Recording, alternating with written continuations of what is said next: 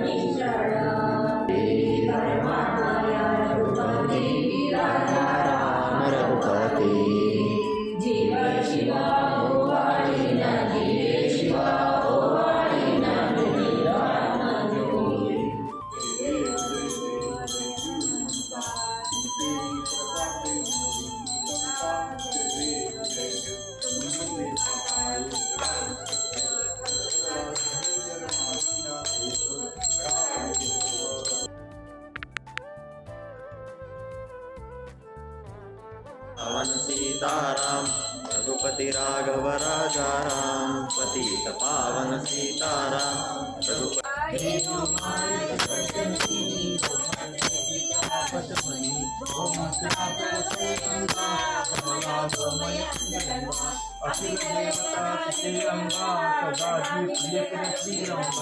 ये के नेत्र सूर्य चंद्र कहा उपेंद्र गोकुल कृष्ण बांधा बताई नगामी गोवर्धन रमणी रक्षी गोवत कृपाणी देवी मातृ जगदम्बी लोकत्र पिता पशमणि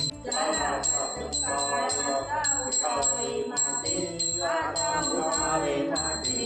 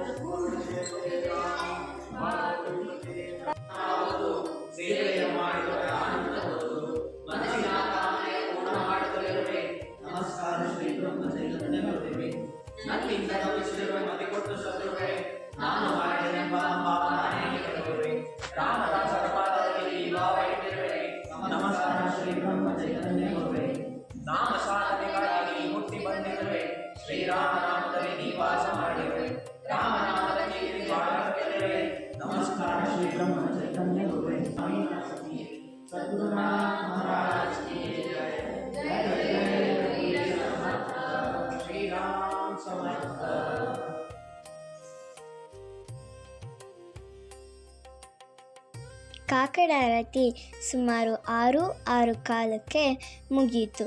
ಈ ಚುಮು ಚಳಿಯಲ್ಲಿ ಟೀ ಕುಡಿಯೋಕ್ಕೆ ಅಂತ ಎಲ್ಲರೂ ಅಡುಗೆ ಮನೆಗೆ ಬಂದ್ವಿ.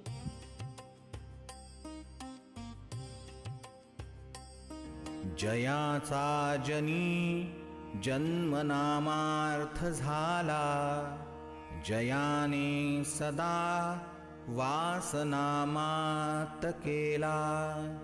जयाच्या मुखी सर्वदा नाम कीर्ती, नमस्कार त्या ब्रह्मचैतन्यमूर्ती.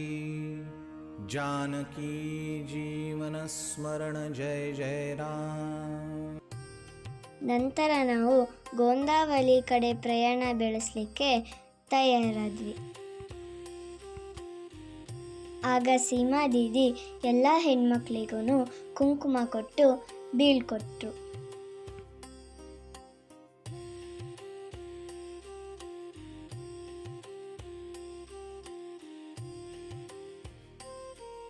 ಬ್ರಹ್ಮಾನಂದ ಮಹಾರಾಜರು ಮುಕ್ತರಾಗಿದ್ದ ಈ ಸ್ಥಳಕ್ಕೆ ಬಂದು ಪಾವನರಾದ್ರಿ.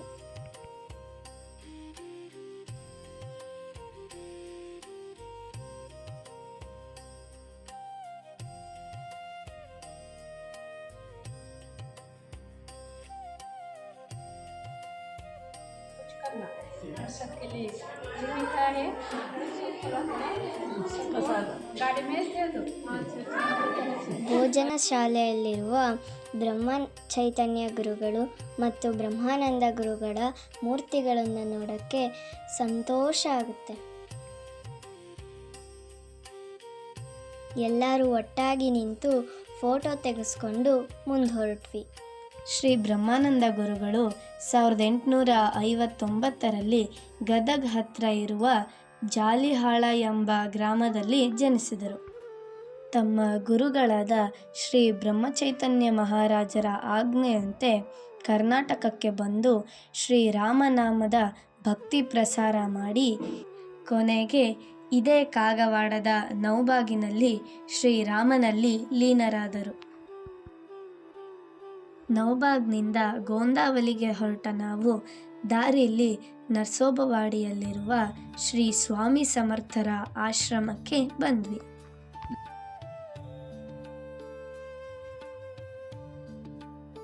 ಶ್ರೀ ಸ್ವಾಮಿ ಸಮರ್ಥರ ಆಶ್ರಮದಲ್ಲಿ ಶ್ರೀ ಶ್ರೀಪಾದ ಶ್ರೀವಲ್ಲಭರ ಪಾದುಕೆಗಳನ್ನು ನೋಡಿ ಸಂತೋಷವಾಯಿತು.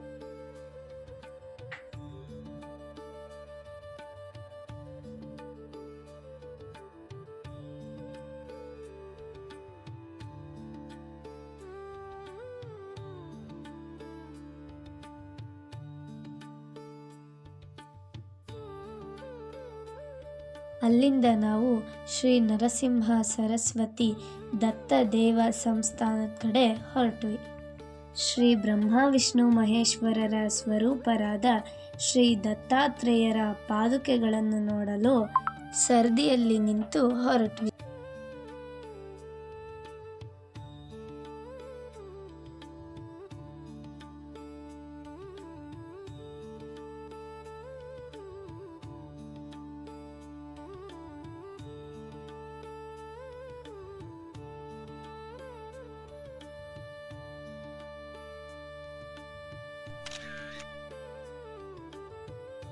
ನರ್ಸೋಬವಾಡಿಯಿಂದ ಹೊರಟ ನಾವು ಬಂದಿದ್ದು ತಾಸ್ಗಾಂವ್ಗೆ.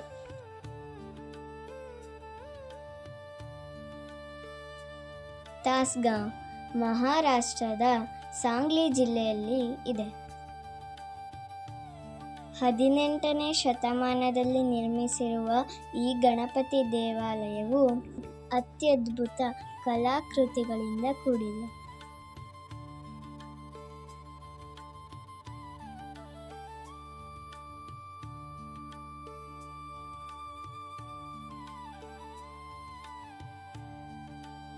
ಬಲಮುರಿ ಗಣಪತಿಯಾದ ಈತನ ದರ್ಶನವನ್ನು ಪಡೆದುಕೊಂಡು ನಾವು ಗೋಂದಾವಲಿ ಕಡೆ ಪ್ರಯಾಣ ಮುಂದುವರಿಸಿದ್ವಿ.